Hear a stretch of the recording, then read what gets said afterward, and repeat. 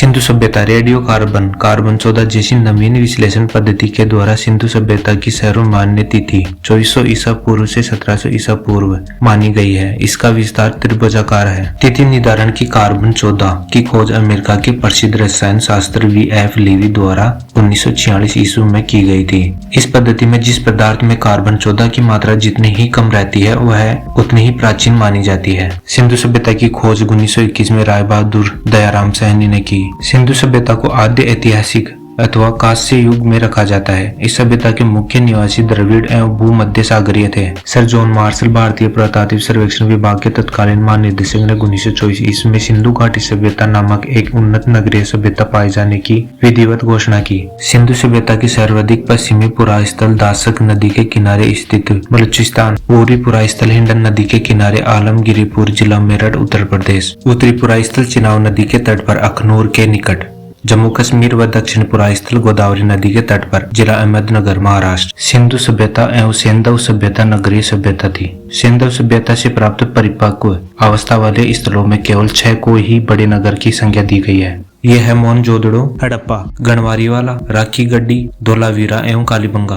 धोलावीरा भारत में सिंधु घाटी सभ्यता की पहली साइट है, जिसे यूनेस्को ने 2021 में विश्व विरासत स्थल की सूची में शामिल किया है। स्वतंत्रता प्राप्ति पश्चात हड़प्पा संस्कृति के सर्वाधिक स्थल गुजरात में खोजे गए हैं। सिंधु घाटी सभ्यता का सबसे बड़ा स्थल मोहनजोदड़ो है, जबकि भारत में इसका सबसे बड़ा स्थल राखी गड्डी है, जो हरियाणा के हिसार जिला में स्थित है। इसकी खोज 1963 ईस्वी में सूरजबान ने की थी। लोथल एवं सुदकोदा सिंधु सभ्यता का बंदरगाह था। जुते हुए खेत और नक्काशीदार ईंटों के प्रयोग का साक्ष्य कालीबंगा से प्राप्त हुआ है। मोहनजोदड़ो से प्राप्त स्नानागार संभवतः सेंधव सभ्यता की सबसे बड़ी इमारत है, जिसके मध्य स्थित स्नान कुंड 11.88 मीटर लंबा, 7.01 मीटर चौड़ा एवं 2.43 मीटर गहरा है। इस स्नान कुंड में दो तरफ से उतरने के लिए सीढ़ियां बनाई गई थी और चारों ओर कमरे बनाए गए थे। इसमें भरने के लिए पानी कुएं से निकाला जाता था। उपयोग के बाद इसे खाली कर दिया जाता था। शायद यहाँ विशिष्ट नागरिक विशेष अवसरों पर स्नान किया करते थे। अग्निकुंड लोथल एवं कालीबंगा से प्राप्त हुए हैं। मोहनजोदड़ो से प्राप्त एक सील पर 3 मुख वाले देवता पशुपतिनाथ की मूर्ति मिली है। उनके चारों ओर हाथी, गेंडा, चीता एवं भैंसा विराजमान है।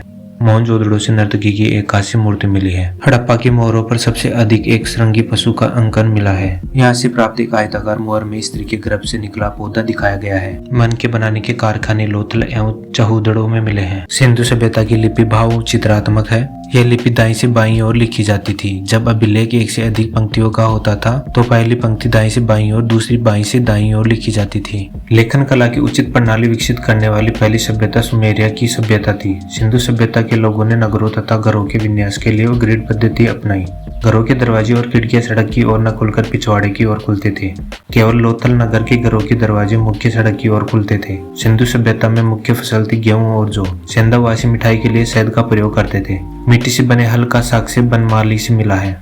रंगपुर एवं लोथल से चावल के दाने मिले हैं, जिनके धान की खेती होने का प्रमाण मिलता है। चावल के प्रथम साक्ष्य लोथल से ही प्राप्त हुए हैं। सुदकोदा, कालीबंगन एवं लोथल से सेंधवकालीन घोड़े के अस्थिपंजर मिले हैं। तौल की इकाई संभवतः 16 के अनुपात में थी। सेंधव सभ्यता के लोग यातायात के लिए 2 पहियों एवं 4 पहियों वाली बैलगाड़ी या भैंसा गाड़ी का उपयोग करते थे। मेसोपोटामिया के अभिलेखों के वर्णित मेलुहा शब्द का अभिप्राय सिंधु सभ्यता से ही है। संभवतः हड़प्पा संस्कृति का शासन वणिक वर्ग के हाथों में था।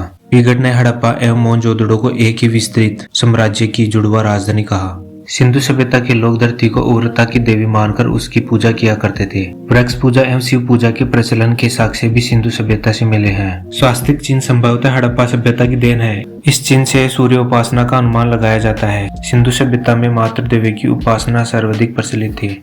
पशुओं में कुब्बड़ वाला सांड इस सभ्यता के लोगों के लिए विशेष पूजनीय था। स्त्री मिट्टी की मूर्तियां अधिक मिलने से ऐसा अनुमान लगाया जाता है कि सेंधव समाज मृत सत्तात्मक था। सेंधववासी सूती एवं ऊनी वस्त्रों का उपयोग करते थे। मनोरंजन के लिए सेंधववासी मछली पकड़ना, शिकार करना, पशुओं को आपस में लड़ाना, चौपड़ और पासा खेलना आदि साधनों का प्रयोग करते थे। सिंधु सभ्यता के लोग काले रंग से डिजाइन किए हुए लाल मिट्टी के बर्तन बनाते थे। सिंधु घाटी के लोग तलवार से परिचित नहीं थे। कालीबंगन एक मात्र हड़प्पाकालीन स्थल था, जिसका निचला शहर सामान्य लोगों के रहने हेतु भी किले से घिरा हुआ था। कालीबंगन का अर्थ है काली चूड़ियां। यहाँ से पूर्व हड़प्पा स्तरों के खेत जोते जाने और अग्नि पूजा की प्रथा के प्रमाण मिले हैं। पर्दा प्रथा एवं वेश्यावृत्ति सेंधव सभ्यता में प्रचलित थी। शवों को जलाने एवं गाड़ने यानी दोनों प्रथाएं प्रचलित थी। हड़प्पा में शवों को दफनाने जबकि मोहनजोदड़ो में जलाने की प्रथा विद्यमान थी।